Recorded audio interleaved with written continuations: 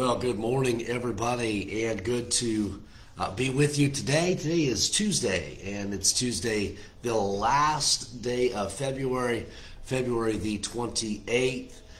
And I hope that you all had a good day yesterday, and hopefully today will be another great day for you. And once again, happy to join you today. Let's look. We're going to be in Job chapter 32. Job chapter 32.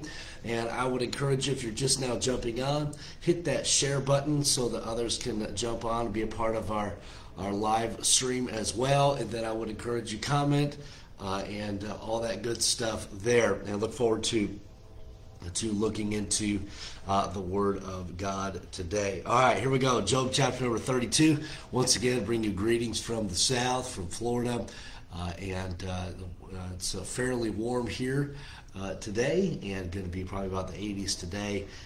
And hopefully the weather is good where you're watching from. Back in our hometown, Grayling, I know I saw schools were delayed today because of weather and all that good stuff there.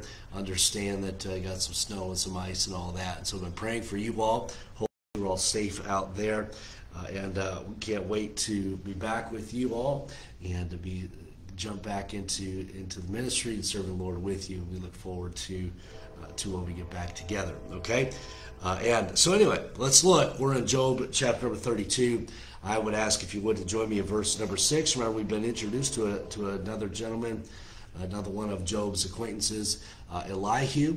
Elihu made the accusation, where we read about Elihu, where his wrath is kindled. He's angry with Job and Job's lack of owning up to his wrongdoings. He's also upset at Job's friends because Job's friends could not really pin anything down on Job. And we note that Elihu said in verse number 4, now Elihu had waited till Job had spoken because they were elder than he. When Elihu saw that there was no answer in the mouth of these men, then his wrath was kindled. Okay? And so Elihu has waited his turn. He's allowed these individuals to speak before him out of respect. And that kind of brings us to verse number 6. We'll kind of continue along that theming here. Verse number 6 says, and Elihu, the son of Barachel, the Buzite, answered and said, I am young, and ye are very old. Wherefore I was afraid, and durst not show you mine opinion. And so I don't know if I would have, if I were Elihu, I would have said it this way: hey, I'm young, you're old. And he just didn't say they're old, he said they were very old. But Elihu kind of giving his reason to why he has not spoken previously, and just say, hey, out of respect for your guys' age, because you've lived life, because you've experienced things, I wasn't going to speak up. I was going to let you guys do your thing. And I was kind of afraid to speak because I'm just a young guy, and I'm just now starting out and learning things, and you guys have been old. And then he continues, okay?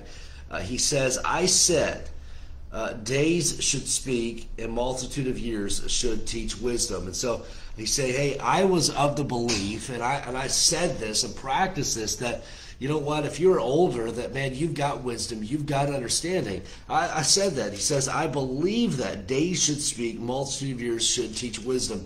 I was a firm believer in, if you've got years on you, that hey, I'm to respect you, to look up to you, and that you guys are full of wisdom. But verse number 8, he says, but there is a spirit in man, and the inspiration of the Almighty giveth them understanding. Okay? He says, hey, I was of the belief that if you're older, hey, I should look up to you for wisdom and all of that. He says, but you know what? I have come to realize that wisdom does not come from years. It does not come necessarily even from experience. It does not come because you have lived life. It comes from God. It comes from the Almighty. That's where wisdom comes from. That's where understanding comes from. He says, it's not from our days lived. It's not from the years we've lived. Verse number 9 says, great men, or the aged men, are not always wise. And that is true. Just because somebody is older does not mean that they are more wise. It does not mean that they are full of understanding. says, neither do the aged understand judgment. He says, hey, just because we're older, you're older, doesn't mean that you've got it all together, doesn't mean that you have wisdom. And he says, guys, and for that reason, I know you're older, so that does not mean that you have more wisdom. It does not mean that you have more understanding. He says, therefore, verse number 10, therefore I said, hearken to me, I also will show my opinion. Guys, in your age, your agedness, you don't have the wisdom, the understanding that I thought you had. We recognize that it comes from God. Hey, I held back, but now I feel like it's my time to be able to share with you my opinion on the matter. And let me just, as we kind of make some application for us, just from what Elihu has said, and what he has learned. Listen, the beginning. We read in James. I know we've mentioned this recently. In James, it says, "If any lack wisdom, let him ask of God, who giveth to all men liberally." Knowing that wisdom comes from God. We read in the Proverbs. We read much about wisdom in Proverbs, and we read about gaining understanding in the book of Proverbs. So we recognize that wisdom, that understanding is so very important, but it does not come from the fact that I'm old. Hey, listen to me now. No, it comes from the Lord. And we need to pattern our lives. We need to seek counsel from those that love God, that worship God, that have grown and continue to grow in their relationship with God. Just because I'm older doesn't mean I'm smarter. Just because I'm older doesn't mean I have more wisdom. It's as I walk with the Lord, as I seek to develop my relationship with the Lord, as I seek wisdom that comes from the Lord, that is how I gain that wisdom. It does not come just because I sit here in age. Okay, we can all look at examples, good examples of people that they're older, but they lack wisdom and they lack understanding. Let's look at maybe two more verses. Behold, I waited for your words. Okay, he says, I listened. I gave ear to your reasons, whilst ye searched out what to say.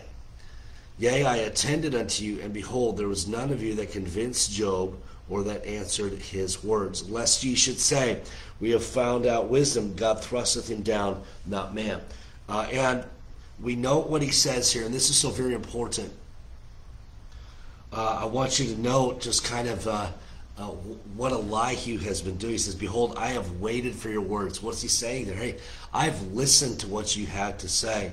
I gave ear to your reasons. I not just listened, I digested it, I processed it whilst he searched out what to say. And that's what we need to do as individuals. I think what we oftentimes do is, man, we hear things, but it doesn't necessarily mean that we listen and pay attention. Okay, it's in one ear, out the other. James tells us this, and I know we've already kind of quoted that. He says that we're to be doers of the word, not hearers only. And that is an important aspect of listening, because I think that we all can get in the practice of hearing things, but it doesn't mean that we're listening and putting into practice that which we have heard. We're to be doers of the word, not hearers only. And Elihu is saying that, hey, I listened, I processed what you said, I searched out what you said, and he says, I attended unto you, verse number 12, behold, there was none of you that convinced Job and that answered his words. Okay? None of you were able to convince Job. None of you were able to combat Job, if you will, and convince Job that he is wrong in the way that he has lived his life. And that's kind of where Elihu is at and what his perception of the situation. And I want to encourage you as we kind of close today, just hit the high points once again. Hey, let's hear. Let's listen, let's digest, and let's put into practice that which we hear. And then let's seek wisdom that comes from God and God alone. Let's seek that understanding that comes from God. Just because we're growing up, just because we're aging, does not mean that we automatically get wisdom. No, it's something we need to seek after, something we need to pursue, and it only comes from God. Okay? So pursue wisdom, pursue understanding. It comes from the Word of God. Where does that come from? I just gave it away. It comes from the Word of God. So let's be in His book. Hey, let's be in His house. Hey, a lack of attending the house of God is hindering us. It hinders us from gaining the wisdom that we need from the Word of God. And so be in the Lord's house. Be in His Word. Be around God's people. Hey, be in the throne room of God through that avenue of prayer. Okay? We're going to end with that today. Trust it was a blessing to you, and look forward to connecting and reconnecting with you tomorrow as we continue in chapter number 32. Once again, I hope our Power Up does find you well. I want to greet those who are on here live this morning. And so hopefully you guys are all doing well there. Hopefully Michigan there, you're surviving the snow and ice okay. All right, let's greet those who are on live. Cliff and Karen, good morning to you. Thank you so much for your faithfulness of watching. Ingrid, good morning to you. Love him. David, good morning to you as well. Hope you have a great day. Lee and Angie, hope you guys are doing well and have an awesome day today. Dennis and Geraldine, thank you for watching, and we'll try to enjoy that sunshine today. Paula, good morning to you. Hope you have a great day as well. Jody, greetings to you out west, and trust that things are well for you in Montana. Shirley, good morning to you. Hope you all have a wonderful day. Janice, thank you for being on. Good to have you on live today as well. If you're watching and you haven't already pushed that share button, I would encourage you to share our Power Up today, and maybe our message in these couple moments will be a blessing and encouragement to somebody as they seek after wisdom that comes from the Lord. All right, Lord bless you all. Have a wonderful day, everybody. Be safe in all that you do. Lord willing, we'll touch bases again tomorrow.